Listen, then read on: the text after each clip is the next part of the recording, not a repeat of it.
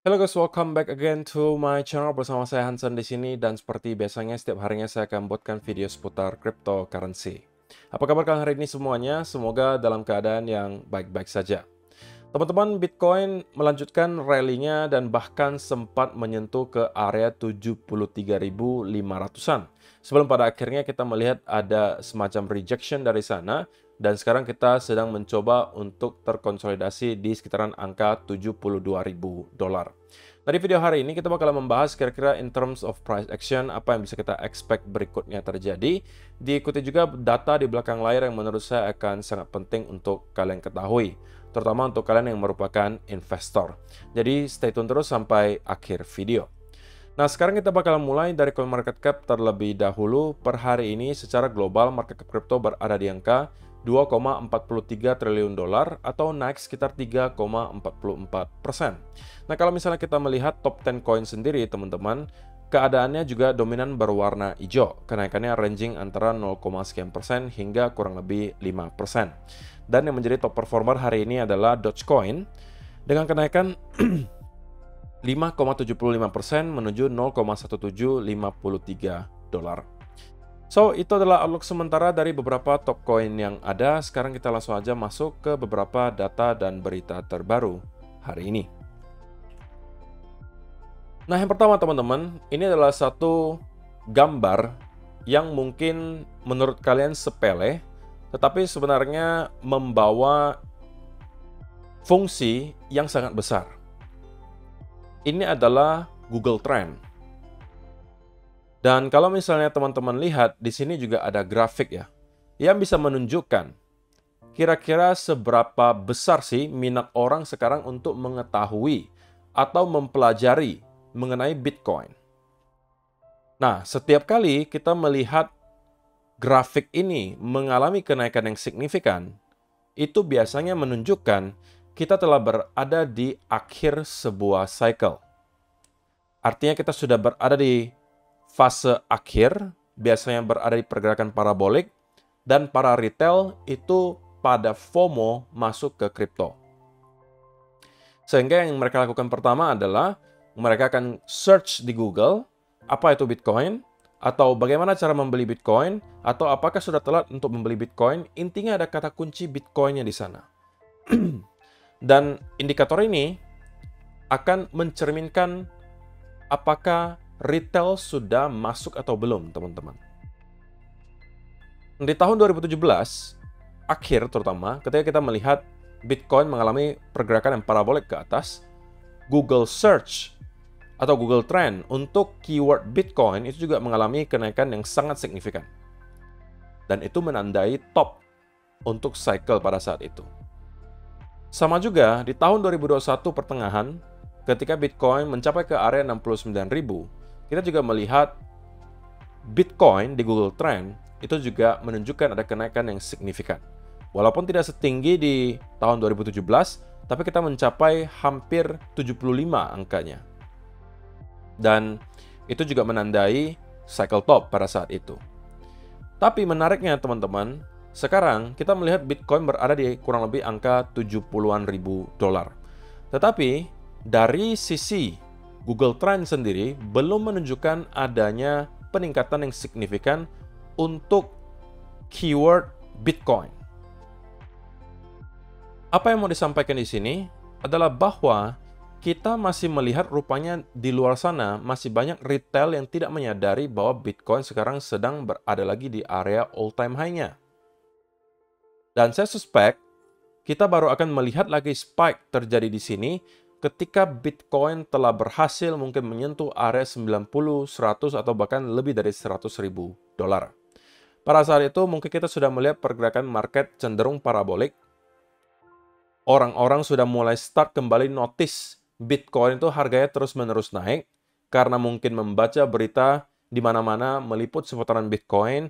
Influencer-influencer juga mulai start untuk membicarakan Bitcoin, dan mereka juga mungkin melihat teman-teman mereka yang berinvestasi di Bitcoin kemudian mendapatkan gains yang luar biasa besar. Sehingga kembali memicu minat dari orang-orang yang sekarang mungkin belum tertarik untuk kemudian mencari seputaran Bitcoin. Nah, ini adalah salah satu indikator yang juga sangat bermanfaat, teman-teman. ketika kita melihat ada kenaikan yang signifikan dari indikator ini, itu bisa menjadi satu sign atau pertanda bagi kita untuk start scaling out, teman-teman. Atau start untuk bertahap keluar dari market. Karena para retail sudah datang, dan biasanya mereka itulah yang bakalan dijadikan sebagai exit liquidity. Mohon maaf, mungkin ini tidak kedengarannya sangat tidak enak, tetapi itulah yang memang terjadi. Biasanya yang menjadi exit liquidity itu adalah dump money yang masuk di akhir cycle, yang membuat pergerakannya parabolik, tapi biasanya tidak akan bertahan lama dan kita kembali masuk ke bear market. Push terakhir itu sedikit banyak juga dibantu oleh para retail yang baru masuk. Dan para long term holder atau para investor yang sudah membeli dari bear market itu menjual bertahap.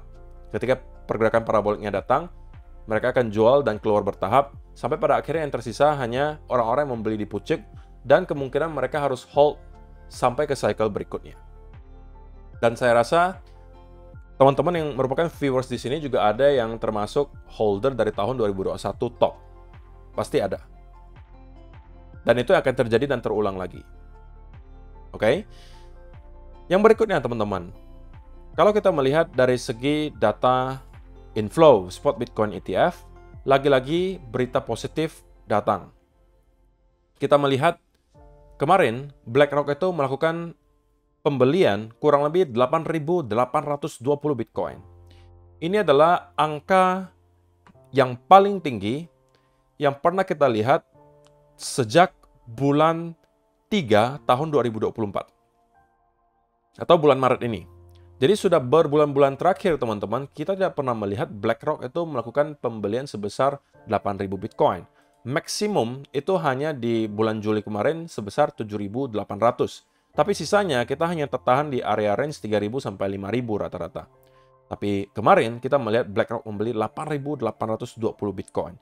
Belum lagi kita tambahkan dengan Fidelity yang melakukan pembelian 1.840, Bitwise 720. Jadi secara total teman-teman, inflow kemarin itu dari spot Bitcoin ETF ada lebih dari 10.000 Bitcoin. Ingat ini adalah data harian teman-teman. 10.000 Bitcoin dalam satu hari itu adalah angka yang sangat masif. Dan kalau ini terus berlanjut teman-teman, maka dalam waktu yang tidak lama lagi kemungkinan kita bisa melihat Bitcoin ke area all time high yang baru dan masuk ke fase price discovery. Itulah yang telah kita tunggu selama berbulan-bulan terakhir teman-teman, dan pada akhirnya sepertinya sekarang sudah di depan mata. Apakah akan terjadi di bulan Oktober ini atau di bulan November?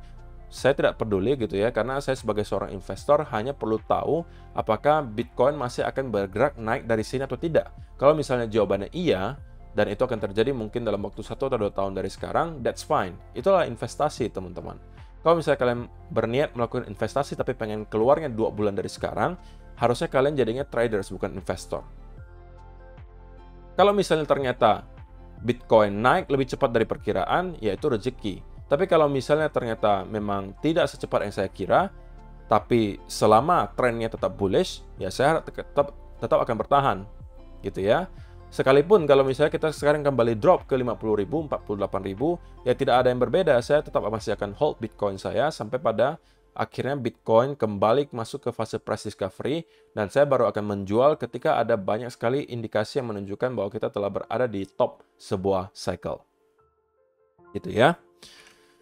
Dan yang berikutnya yang juga tidak kalah menarik, selain inflow dari spot Bitcoin ETF yang kenceng banget teman-teman, di luar sana juga masih banyak sebenarnya whales yang tergolong sangat besar yang juga lagi-lagi sepertinya bersiap untuk melakukan pembelian.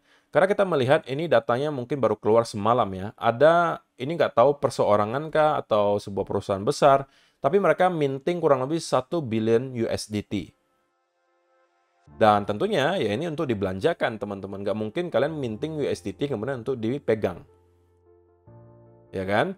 Jadi ini kemungkinan besar adalah seorang atau sekelompok whales gitu ya, yang bersiap untuk kembali belanja. Nah, harapannya tentunya belanjanya ke altcoin. Karena kalau misalnya semuanya ke Bitcoin, ya kasihan di altcoinnya nggak kebagian sama sekali.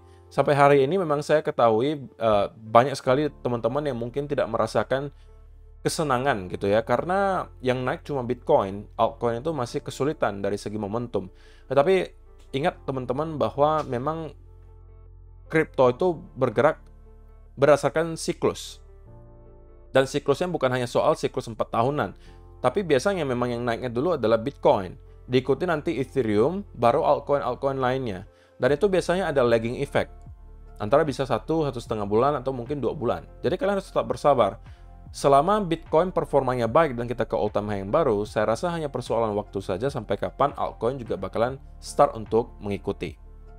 Nah, tapi teman-teman, ada satu berita yang mungkin tidak terlalu positif, yaitu adalah kita mendapatkan ada banyak sekali area of liquidation di bawah harga kita sekarang.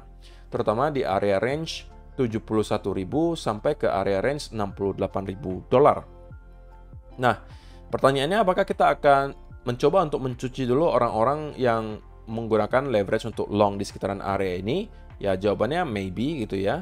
Kita bisa aja drop ke kurang lebih area 71 atau bahkan 70.000 dolar, atau bahkan bisa slightly berada di bawah 70 kemudian start untuk kembali recover. Itu tidak akan mengubah fakta bahwa kita telah berhasil untuk breakout dari konsolidasinya, teman-teman. Ingat, selama kita mampu bertahan di atas trendline ini, maka breakout-nya ini masih tetap valid, teman-teman. Jadi sekalipun kalau kita kembali ke area 68.500 misalnya, ya tetap aja itu masih kita kategorikan sebagai semacam retest. Ya tentunya itu tidak kita harapkan terjadi ya teman-teman. Karena kalau kita sell off dari sini sampai ke area trendline, jaraknya kan cukup jauh gitu ya. Dan itu bisa kembali memicu potensi terjadinya fake out. Maksudnya gimana? Maksudnya kita terlanjur justru kembali drop di bawah area trendline. Terlebih lagi kalau drop di bawah area trendline ini, itu bisa memicu selling off yang signifikan. Jadi kita tidak harapkan hal tersebut terjadi.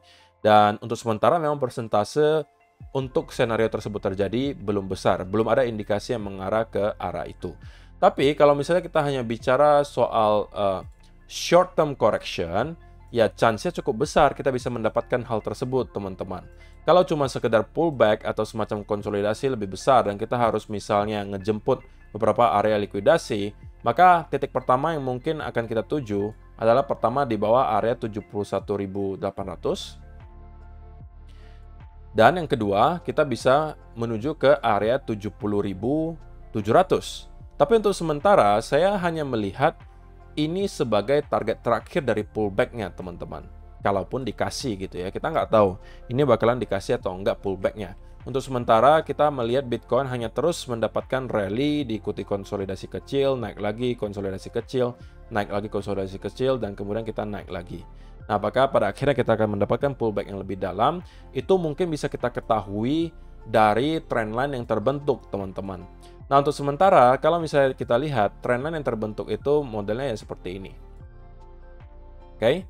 Kalau dari atas, untuk sementara ya bentukannya seperti ini. Tapi ini menurut saya upper trendline-nya belum terlalu valid, teman-teman. Saya masih pengen melihat ada beberapa titik sentuh sebelum saya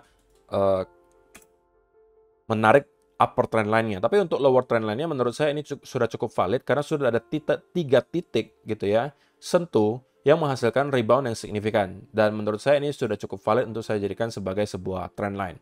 Nah, jika kita sampai berhasil untuk jebol di bawah area trendline ini, teman-teman, dan setidaknya close 15-minute candle di bawah area itu, maka itu bisa menjadi sebuah awal dari pullback ke sekitaran area setidaknya, teman-teman. Menurut saya ya, setidaknya akan nyampe di area ini paling minimnya, atau maksimumnya adalah di bawah area 70.800. Ini adalah dua area yang terdapat area of liquidity menurut saya. Jadi itu akan menjadi kedua targetnya.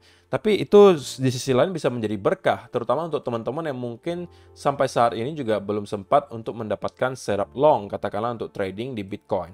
Itu bisa menjadi area di mana teman-teman start untuk kembali mencari setup untuk long. Apalagi kalau kita bisa sampai ke area 70.000 atau bahkan 69. Ini mungkin bisa menjadi area di mana teman-teman start lagi untuk building posisi long.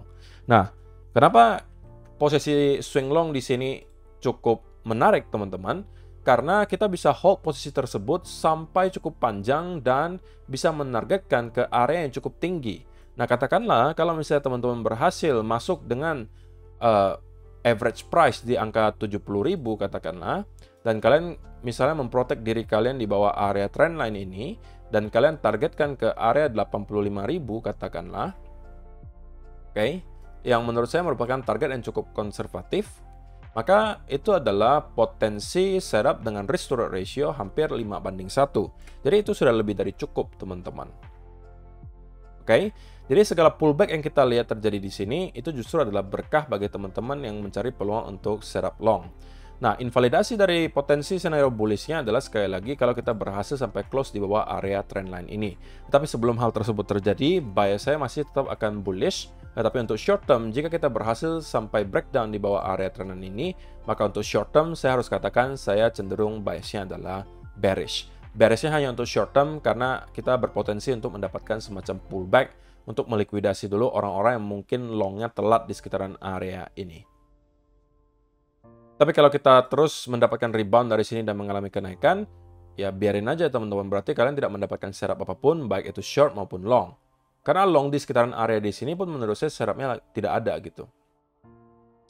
Jadi untuk sementara pergerakan Bitcoin so far tidak ada yang terlalu mengkhawatirkan bagi saya. Untuk mid term masih cenderung bullish. Tapi untuk short term kita harus waspada akan adanya potensi pullback, dan validasi dari pullback-nya adalah berupa breakdown dari trendan ini.